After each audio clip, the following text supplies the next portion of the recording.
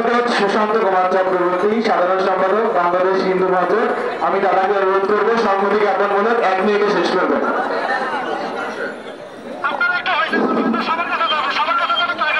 আজকে সনাতনীদের আদ্যভা দাবি আদায়ের লক্ষ্যে এই কেন্দ্রীয় শহীদ মিনারে উপস্থিত জাতির বিবেক সাংবাদিক ভাইয়েরা, উপস্থিত হাজার বছরের লালিত এই বাংলার সাধু সন্ন্যাসীরা, যারা যুগ যুগ ধরে এই বাংলায় সাম্যের গান গেয়ে এসেছেন, এই বাংলায় অহিংসার বার্তা বিলিয়ে এসেছেন, যারা বাংলাকে দুহাতে শিক্ষা দান করেছেন। আজকে আমরা এমন পর্যায়ে এসে পৌঁছেছি যেখানে বলা হচ্ছে 1 সপ্তাহের মধ্যে বাংলা ছাড়ো, যেখানে বলা হচ্ছে 5 লক্ষ টাকা দিলে দুর্গা পূজা করা যাবে। এই ধরনের হুমকি ধমকি আমাদেরকে শুনতে হচ্ছে।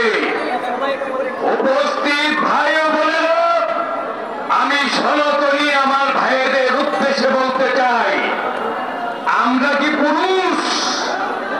এখনো পুরুষ হই নাই, এখনো কিছুটা আমাদের মধ্যে হিজড়ার ভাব রয়ে গেছে।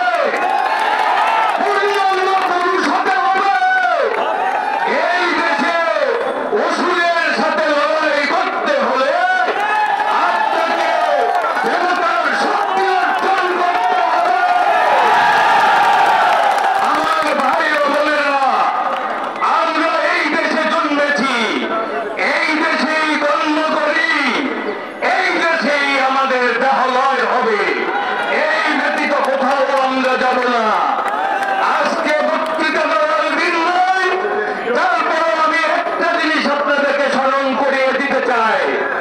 সত্যযুগে নৃসংহদেব আবির্ভূত হয়েছিল হিরণ্যকশিপুকে বধ করার জন্য, ভক্ত প্রহ্লাদকে রক্ষা করেছিলেন। সেটা ছিল সত্যযুগ, যেটাই ভগবান